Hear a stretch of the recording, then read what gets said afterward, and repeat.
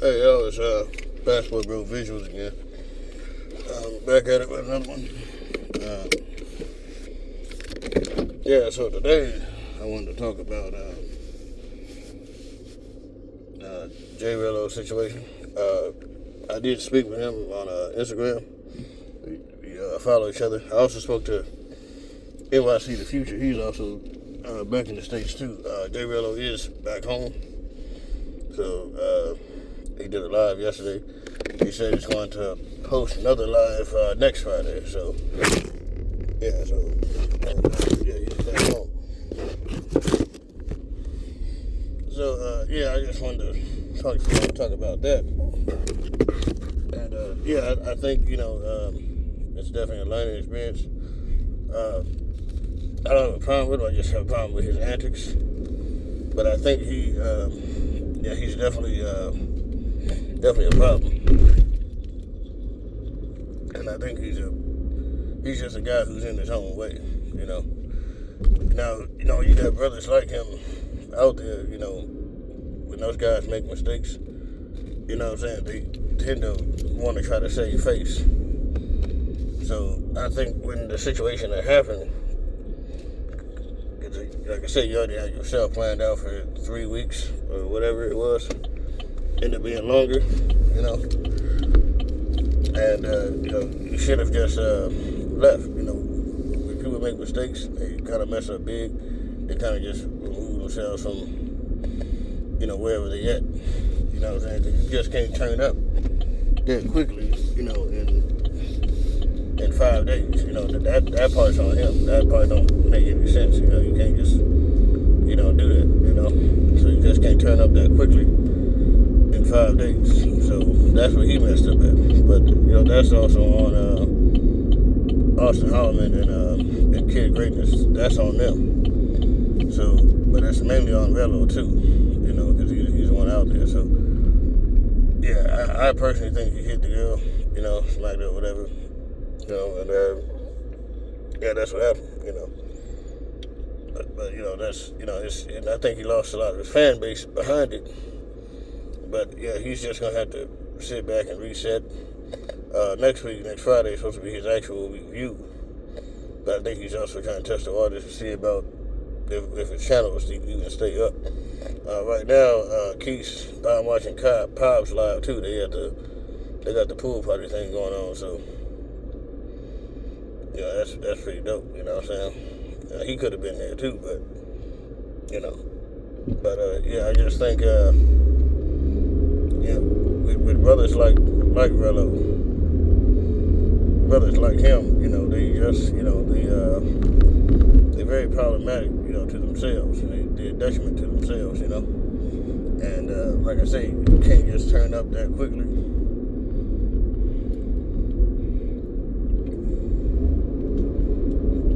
You just can't turn up that quickly in 5 days. You want to give it some time to try to, relax. Test the water, see how things are going, And he didn't do that at first because he was too impatient. I think he was, per se, out there whoremongering. I think he overstayed, obviously. He overstayed trying to save face. In regards to Kenya. I think what his actual views are on Kenya. I don't think he's too much cares for it. You know what I'm saying? And I think that's I think that's what it is personally. But you had a lot of guys, like I say, he resonates with people because of they messed up in their own personal lives. So they made mistakes. They just out there living as far as just going through the motions. And people like Rello, that's what they kind of do, that resonates with a lot of people, And I think that's why a lot of people had to follow him the way that he did, not including his antics, because a lot of brothers had been like him before, like I said before, there's a lot of brothers who messed up, per se, still messed up in their 30s, kind of got it together around their 30s. And now it's like, 15, 20 years later, they out about different countries doing their thing, having fun, But that's kind of what, Rello is and has done. You know what I'm saying? So that's kind of what he is. So a lot of people, so that resonates, especially with a lot of brothers. You know what I'm saying? And I do wish him the best. I do think what he's doing is not, sustainable. It's definitely not sustainable. I think he will kind of go back to his ways though, once he gets back on once he gets back working and everything and all that. I think he'll probably pay for like half of a trip. Like his first 2 trips back at it, he'll probably pay for half of the trips, and then subs, if it's there, they'll pay the other half. And then it'll just be back to the same thing. But I think he'll just try to be working at the same time. So because he still gotta, like I say, take care of himself, but also try to figure out, in regards to vacation, in regards to his job. So, you know what I'm saying? So he may not even travel for a while because he mentioned this January as a potential. So, traveling with somebody, but that's probably not going to work either. So, but yeah, I think that's kind of what it is with that. But yeah, my brothers, we got to definitely try to, get our shit together. We got to stay focused on it. And I know some of us made mistakes, but we definitely got to try to, we got to do to overcome them and just, make less mistakes. Do more good than less. Do more good than mistakes that you make. You know what I'm saying? That's something that J Rello hasn't did because he's not disciplined and he just don't want to do it. I'm not sure if he learned his lesson. Time will tell. That depends on him. But in his mind, the subs, it was just too good for him based off the money he was getting. Especially when he's short for change, short for money, and he just do a quick live and get some money. You know what I'm saying? So why kind of step up? And I think that's what his mindset was. So that's what I think that's what he kind of messes up right there. So and that's the wrong attitude to have. Don't make no sense. You know what I'm saying? So that's what I think he was doing. So yeah, that's just my opinion on that. So I think what's his name? NYC the Future. I think the same thing for him too. I think the same for NYC the Future. I think he's in a better state. I've seen his Instagram. It looks like he has worked, pretty much all his life. You know what I'm saying? Versus like Rello, going to prison and he just been kind of doing the same immature things. And now he kind of wants to so-called buckle down. But I think NYC the Future, I think he's just more, he's a guy who's 40, he's kind of tired of working, you know what I'm saying? I think he just wants to work so he can do these trips. But I think both of them, I think their goal is to, assuming Rello can even get monetized again, if he keeps from getting kicked off a band or whatever. I think that the goal is to get monetized and eventually try to live, per se, overseas. Try to live overseas and get that money. You know what I'm saying, from the subs or from super chats and all that sort of stuff. So I think that's the ultimate goal, personally. So that's what I think. And I think NYC the Future, I think he will achieve that, well before Rello. I know he's got to clean up some stuff himself. Rello just has to keep from getting banned and eventually try to get monetized. He's just kind of making it harder for himself on that. So, but I know NYC the Future is monetized, so that's good for him. And they just got to keep at it, I think this may not be completely his lane, but I think he's better for, he can do some interviews with some, some other locals and all that sort of stuff. Still do the fun things and stuff like that too, But yeah, I don't think he's completely a whoremonger in comparison to Rello. Rello, he's not even really enjoying these countries. He's just sleeping with these women. You know what I'm saying? So I think with NYC, I think he's more open-minded to learn about these countries and things like that. and nothing about the people. I think if he can stay away from the whoremongering a little bit, and he can actually try to do interviews with people, I think that would be better. And I think he might be decent with commentary too, actually. I think, kind of like Razor Ray's, I think he can kind of lean into that direction a little bit himself, more so, personally. So I think that would be good for him. And I think that's good for him. So, but yeah, overall, I just think that Rello, he got a lot of work to do, and he's not helping himself when he sat there and recorded his boss from his old job. That was wrong. That was wrong. That was crazy. And that right there, if people are going to other jobs in Gary, is going to see that and try to not hire you. You know what I'm saying? And that goes back to the immaturity of someone like him being a passport bro pookie. You can't really do things like that because that's messing up your future opportunities. And you already messed it up because you took that vacation when you shouldn't have. You know what I'm saying? You took the 3 days at the job. Most jobs, I say 3 days no show, automatic termination. He was technically terminated by days end Wednesday. And they just had the other 2 vacation days. But that really spoke signs to his immaturity when he was talking about the money. You can't go against the sales when they see you use money. And that speaks volumes to his level of maturity and what's wrong with him. So, like I said, he don't really see that he's the court jester. And people giving you the money, they laughing at you more so than with you.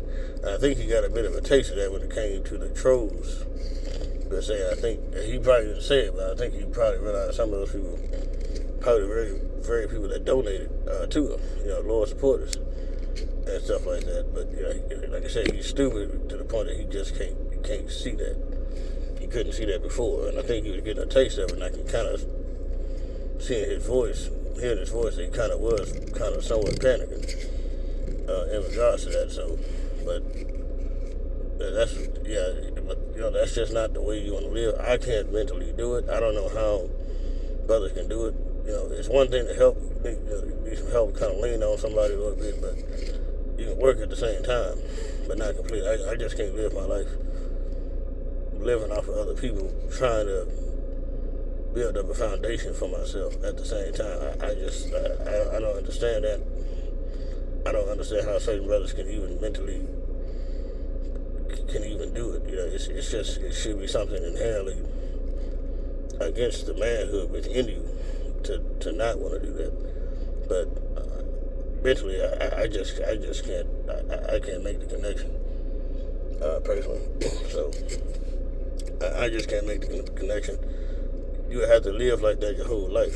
And other guy listening to on YouTube, he talked about Rello's life. He was a criminal, back when he was a young teen and all that sort of stuff.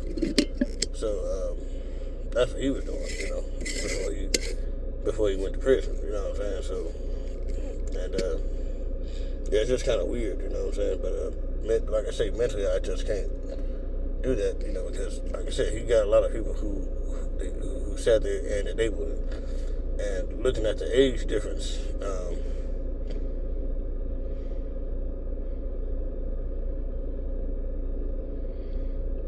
apparently his father, rest in peace to his father, J Rello's father. J Rello was 36, almost 37.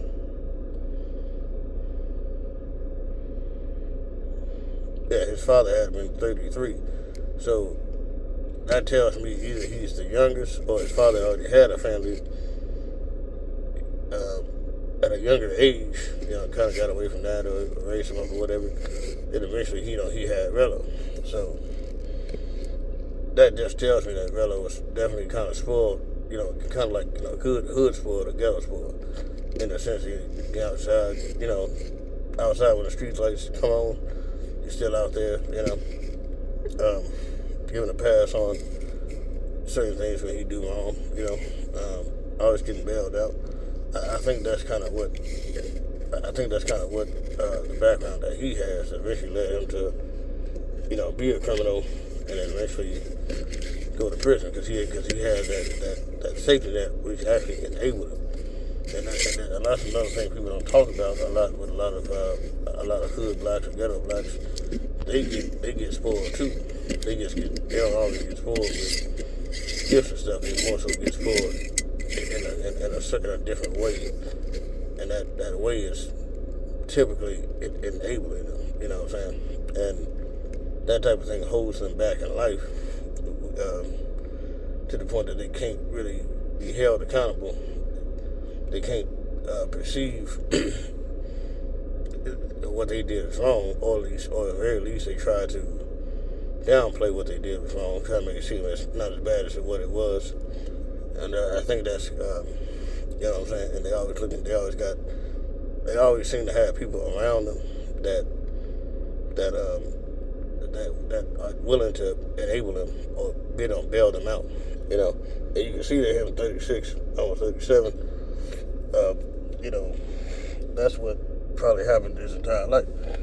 You know, being bailed out like that until it wasn't no more. And I think when he got out around 25, I think that he was getting bailed out since. And that, in a sense, makes sense because he was mid-20s. At that point, he just got out of prison. So it makes sense that they definitely helped bail him out. I think he probably did a little bit of crime in the sense, just a little bit just to get some money. But yeah, that's what I kind of think. You know, kind of think with him. So, well, yeah, and I think that's just one thing a lot of brothers, you know, resonate with because they had a lot of people. Not all brothers had people bailing them out, but the ones that did, that resonates with people, especially if they was kind of a mess up, a fuck up themselves, you know. They just kind of got it together. But a lot of people that resonates with people in regards to Rello because they had not so much a support system, but they had like a bailing out type of system from people, and that resonates with a lot of black people, especially black men. And like I said, we don't always get bailed out like that at all, you know. But he comes from probably a background of a family that was able to bail him out as much as possible, you know, until he eventually burned out his bridges, you know.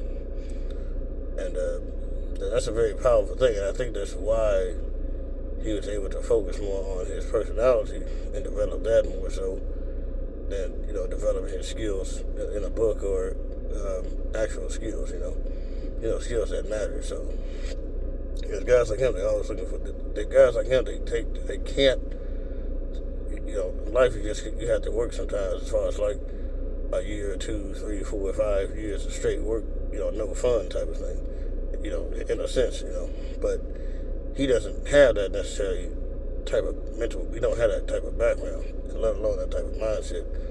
He's the type of dude that, you know, he's gonna smoke, drink, and party at the end of the work week every weekend. You know, he's that type of guy.